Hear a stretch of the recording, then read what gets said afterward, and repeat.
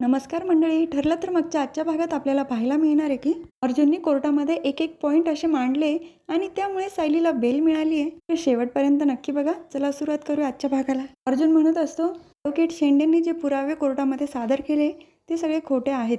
हे ऐकल्यानंतर ॲडव्होकेट शेंडेंना तर घामच फुटतो आणि त्यानंतर सचिन राकेशचा पण चेहरा पाहण्यासारखा असतो.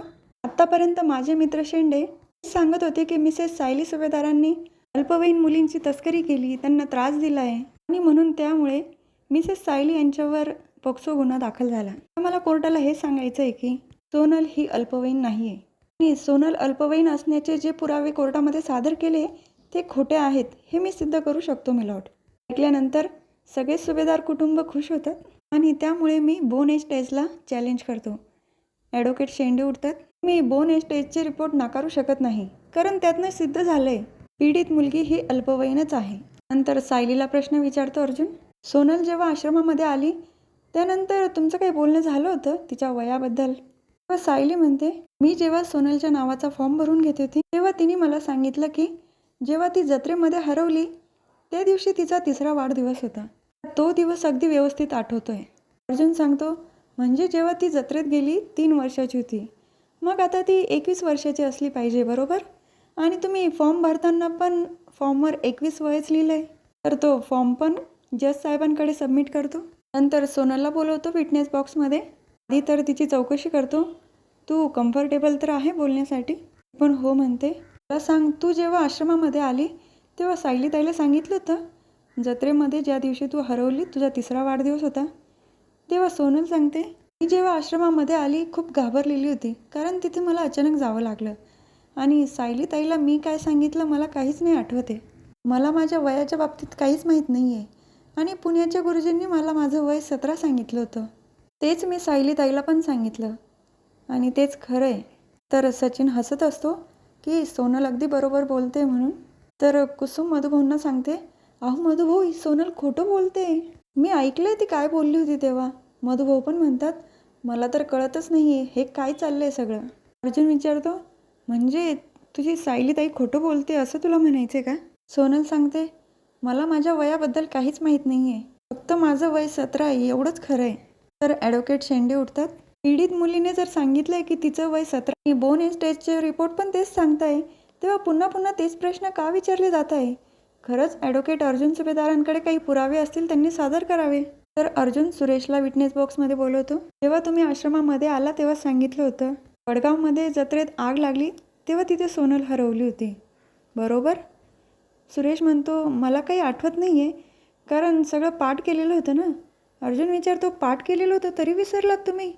बरं, काही हरकत नाही, पण तुम्ही जी काही माहिती सांगितली ना आम्ही ती सगळी रिचेक करून घेतली. नाही आठवलं ना तरी पण? 1 मिनटं. अर्जुन 2008 सालचा न्यूजपेपर दाखवतो ज्यामध्ये जत्रेत आग लागली ती पण न्यूज आलेली असते. त्यानंतर सुरेश पण म्हणतो, हो, असाच एक पेपर दिला होता मला सायली सुभेदारांनी वाचायला आणि या बातमीमध्ये जसं आहे लिहिलेलं तसंच्या तसं पाठ करायला लावलं होतं. अर्जुन विचारतो, मग असा काही पुरावा आहे तुमच्याकडे तो सायली सुभेदारांनी तुम्हाला दिला होता? सुरेश म्हणतो, अहो साहेब, असे पुरावे कोणी सांभाळून ठेवतं का? त्यानंतर अर्जुन इन्स्पेक्टर निकमांना विटनेस बॉक्समध्ये बोलवतो. तुमच्याकडे असा काही पुरावा आहे की मिसेस सायली सुभेदारांनी सुरेशला सांगितलं अशी खोटी स्टोरी रचायची आणि आश्रमामध्ये जाऊन सांगायची? तेव्हा इन्स्पेक्टर निकम म्हणतात, नाही, असा कुठलाही पुरावा नाही माझ्याकडे. आमच्याकडे फक्त सुरेशचं स्टेटमेंट आहे. अर्जुन म्हणतो, फक्त स्टेटमेंट? आम्हाला सुरेशच्या सांगण्यानुसार हे कळलं की वडगाव जत्रेमध्ये आग लागली होती आणि त्या जत्रेमध्ये सोनल हरवली. त्यावरून हे सिद्ध होतं की सोनलचं वय तेव्हा 3 वर्ष होतं. त्यावरून नक्कीच सोनलचं वय 21 असणारच. तर ॲडव्होकेट शेंडे सांगतात, सोनलने आत्ता स्वतः सांगितलंय की तिने सायली सुभेदारांना असं कुठलंही स्टेटमेंट दिलेलं नाही आहे.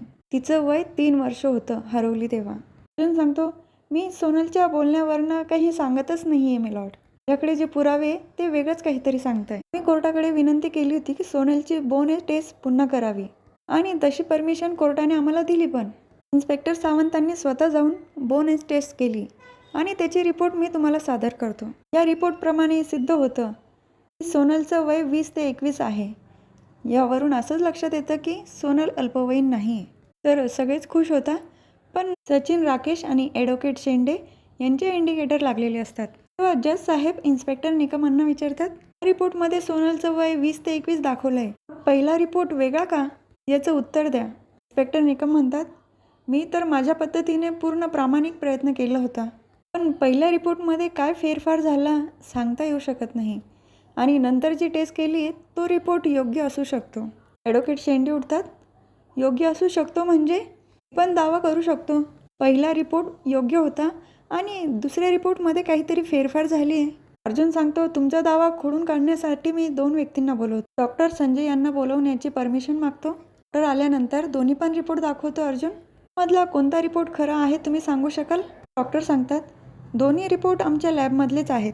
पहिला रिपोर्ट जो आहे त्यावरचं नाव बदललेलं आहे. तो रिपोर्ट दुसऱ्या व्यक्तीचा आहे आणि नाव सोनलचं आहे. पण दुसरा रिपोर्ट आहे तो मात्र खरा आहे. त्यावर सोनलचं वय 20 ते 21 आहे. त्यानंतर अर्जुन भरत कदम यांना विटनेस बॉक्समध्ये बोलवतो. तुम्ही हॉस्पिटलमध्ये काय काम करता? तेव्हा भरत पण सांगतो, मी वॉर्ड बॉय म्हणून नोकरी करतो. अर्जुन सांगतो, नोकरी करता की रिपोर्ट बदलून पैसे घेतात? मिलॉर्ड, हा तोच माणूस आहे. सोनलचे बोन हे टेस्टचे रिपोर्ट त्यांनी चेंज केले.